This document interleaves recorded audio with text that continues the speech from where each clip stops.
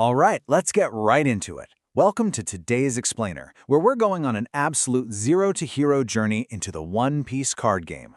Whether you are a massive fan of the series looking to command the Straw Hat crew, or you're just hunting for a highly strategic, incredibly fun trading card game, you are in the exact right place. You know, I hear this all the time. I really want to play that One Piece card game, but I just don't know how. And hey, I totally get it. Staring at a brand new trading card game can be super intimidating. You see all these numbers, new keywords, different phases. It's really easy to just feel overwhelmed and walk away. But I am here to reassure you that by the end of this explainer, the rules are going to be completely accessible to you. You will be ready to grab a starter deck and sit down at the table with total confidence.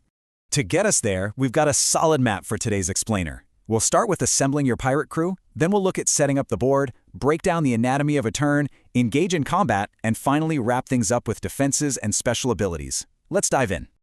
Starting off with Section 1, assembling your pirate crew, or basically building your deck. Before you can even think about sailing the Grand Line, you need a crew.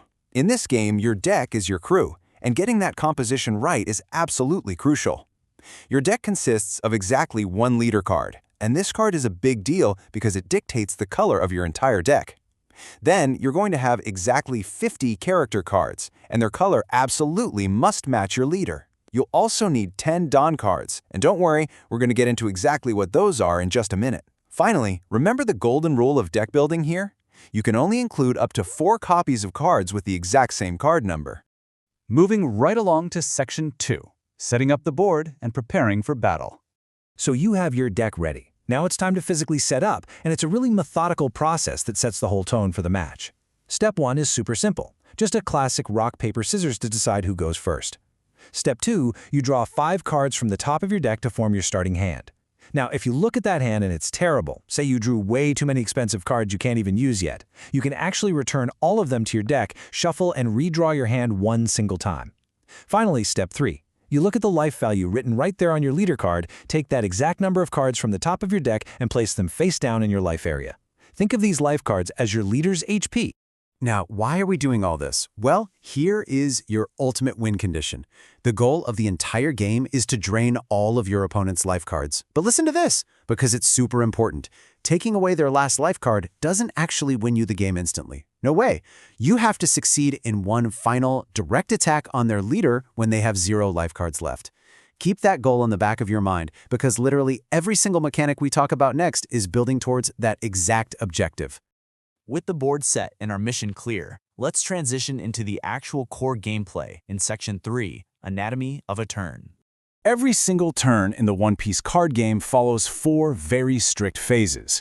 You've got the refresh phase, where you reset your cards, the draw phase, where you get a new card, the Dawn phase, where you gain resources, and finally the main phase, where all the real action happens. Let's break down exactly what fuels all of this. Okay, let's talk about the fuel for this game. Dawn cards. This is basically the game's unique currency. You use these to pay the cost listed right there in the top left corner of your character cards. During your Dawn phase, you automatically gain 2 Dawn cards from your Dawn deck. But keep in mind, if you are the player going first, you actually skip your draw phase on turn 1, and you only get 1 Dawn card on that first turn. It keeps things nice and balanced. So how do you actually spend that Dawn currency? It comes down to this mechanic. Active versus rested. When your cards are upright, they are considered active. To pay for playing a character or to declare an attack, you have to physically turn your active cards sideways to rest them. During your refresh phase at the very start of your turn, all your rested cards stand back upright and become active again. Just remember, as you are playing characters out onto your board, you have a strict maximum limit of 5 characters in play at any one time. All right, let's turn up the heat. Section 4, Engaging in Combat. Time to actually attack your opponent. This happens in your main phase, and declaring an attack is thrilling, but it follows some very specific rules. First, you must rest your leader or character to actually initiate the attack. Second, who can you target? Well, you can always target your opponent's leader, or you can target one of their characters, but only if that character is currently rested. There are also 2 big timing restrictions to keep in mind here. Neither player can attack on their very first turn of the game. Also, a character cannot attack on the exact same turn it's played. They kind of need a turn to get ready. So what actually happens when you clash? Just look at the top right of your cards to find your power number. When an attack is declared, you simply compare the power of the attacking card versus the defending card.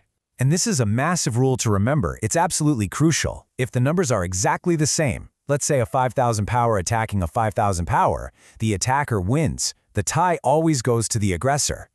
When the dust settles, the consequences depend entirely on who took the hit. If a leader is attacked and loses the battle, they take damage to their life.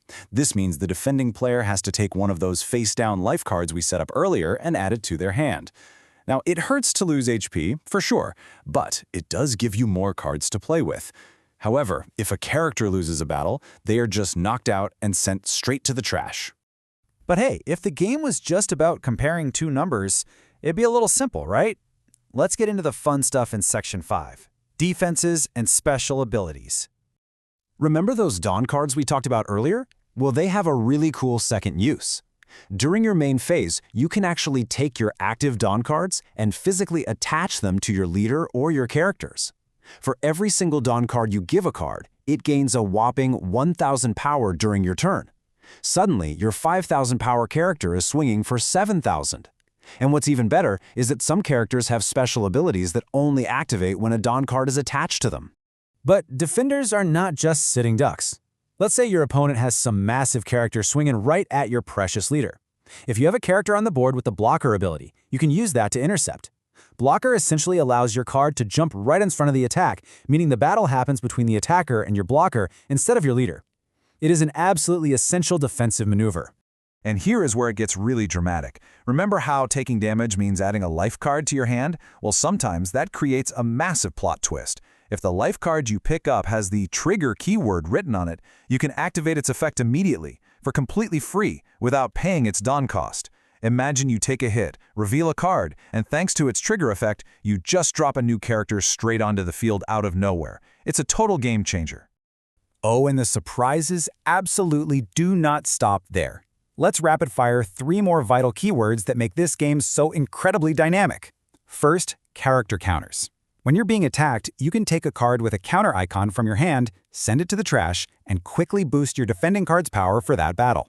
Second, event counters. These are kind of like instant spells. You might pay 1 Dawn to play an event from your hand that boosts your leader's power by a massive 4,000 mid-attack. And finally, rush. Remember that rule where characters can't attack the turn they are played?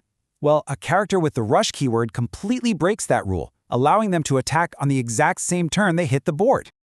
So there you have it. From assembling your deck and managing your Dawn resources, to calculating those attacks and springing surprise counters and triggers on your opponent, you now have the fundamental knowledge to sit right down and play. The rules are clear, the mechanics are surprisingly deep, and the sea is calling. So I leave you with this question to ponder as we wrap up. What kind of crew will you build to conquer the Grand Line? Grab a starter deck, shuffle up, and find out for yourself. Thanks so much for joining me on this explainer, and happy sailing.